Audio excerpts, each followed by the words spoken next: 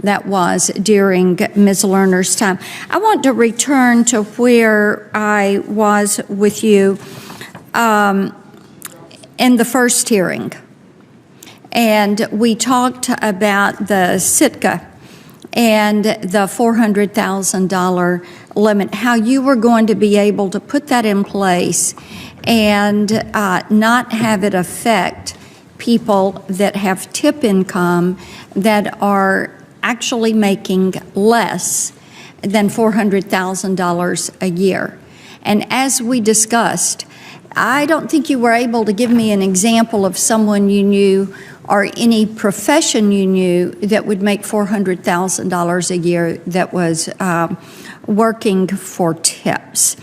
So if the IRS enforcement focus is on taxpayers that are making $400,000, then how do you justify this Sitka program, and how are you going to handle this so that it does not become a mandate on employers?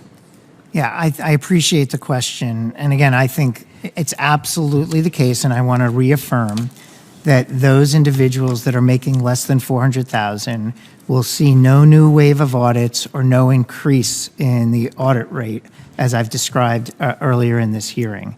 On the question of— But you will be increasing their taxes. Well, this is a question that I think we need to do better outreach with the associations, restaurants, tipped workers, to make sure that we are getting better aligned. This is your goal to make the program mandatory? Right now it's voluntary. Are you trying to make this mandatory? I have no intention. No intention. Okay, let me move on. You talked earlier about the historical rate of audits, but previously you had said, you and Yellen had each said that you were not going to raise taxes. The president has said no one making under $400,000 a year is going to see their taxes raised. So now that has changed to no more than historical levels. So if you will give us in writing how you're couching that. Is it 5-year levels? Is it 10-year levels? Is it going back to 2018 and setting it there? Was that a high mark? Was it a low mark? I think there needs to be a little bit more clarity on that. And I would also like to hear from you, because this is causing great confusion. How do you calculate the $400,000? How are you, is it based on adjusted gross? Is it based on net? How are you arriving at this number? And the reason I ask this, Commissioner, is because Tennessee is a very entrepreneurial state. Happy Monday, friends. More cash could be on the way for hundreds of thousands of Americans. Several proposals have been put forward that can help low-income households with monthly expenses. New tax rebate checks worth as much as $500 are also being pushed by many lawmakers. So this evening, I'll be going over how you can qualify for this relief. My friends, please do me a big favor and watch until the end of this video. Also, in just a few days, I will be announcing several winners this coming Friday for the Walmart gift card giveaway. If you'd like to enter these weekly giveaway, friends, all you have to do is click and like several of my videos, and then comment below the keyword of each video that you watch. The more videos that you watch and then comment on, the greater your chances, my friends, of winning the giveaways. After an early crisis decline, many states had collectively amassed their largest fiscal cushion on record. Higher than expected tax revenues, among other temporary factors, drove the total held in savings and leftover budget dollars to new highs. As many states have their largest budget surpluses in history, most expect to spend down at least a portion of their surplus funds. Alabama Governor Kay Ivey has called to use crisis relief funds for new relief checks. She has proposed one-time tax rebates of up to $400 per taxpayer and $800 for families. Governor Ivey, who is beginning her full final term in office, addressed lawmakers on the opening night of the 2023 legislative session where key issues include how to use the state's remaining crisis relief funds, as well as a $2.8 billion education budget surplus. Governor Ivey's proposal for the budget surplus includes one-time rebates.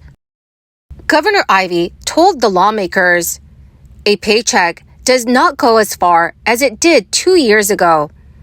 That is why I'm calling to put nearly $1 billion back into the hands of hardworking, tax-paying residents of Alabama through one-time rebates." Legislative leaders have already discussed rebates, but Governor Ivey's proposal is larger than some of the initial proposals. The Alabama governor outlined an agenda for the legislative session that also included 2% pay raises for teachers, seeking to raise starting salaries to be the highest in the Southeast by the end of her term. Democratic legislative leaders countered that Governor Ivey could better help working families by removing the state 4% grocery tax on food or expanding Medicaid to cover working poor families. Alabama House Minority Leader Anthony Daniels has shown his support for the bill. He stated, "Residents would also like to see the removal of the grocery tax, where they're being hit the hardest right now, being able to survive. These are necessity items that we are talking about."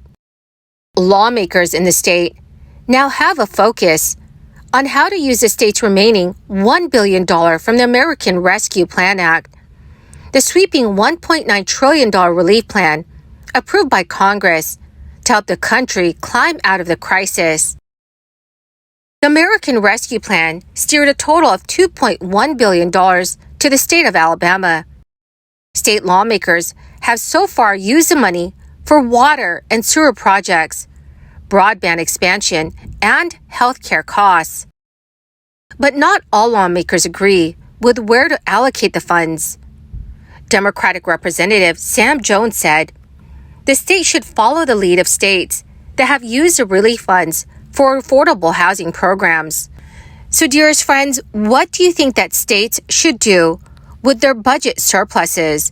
Please let me know what your thoughts are in the comment section below. Pennsylvania Lieutenant Governor Austin Davis is also meeting with other lawmakers to talk about a proposed expansion in the state's property tax rent rebate.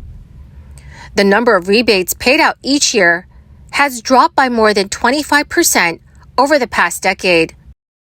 The main reason is because the state's legislature has not updated the income limits for homeowners to qualify since 2006. For renters, the income limits have not changed since 1985.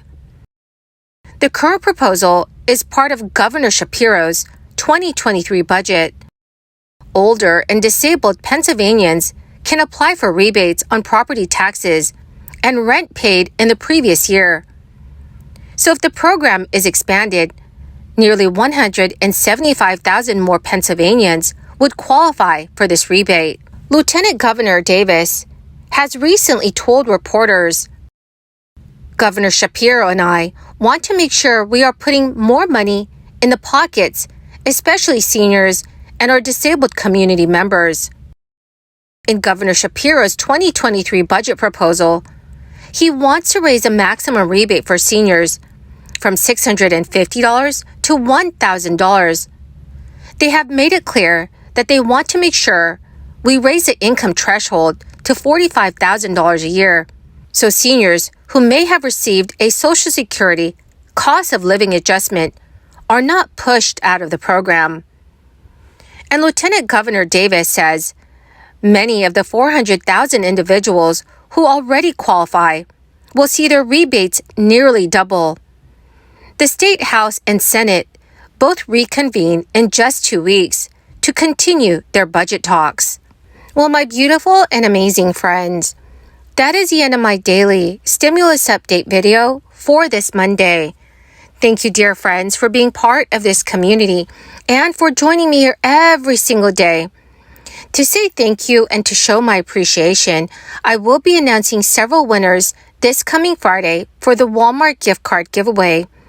If you'd like to enter the weekly giveaway, friends, All you have to do is click and like several of my videos, and then comment below the keyword of each video that you watch. The more videos that you comment on, the greater your chances, friends, of winning the giveaways. Thank you and have a wonderful and very blessed week.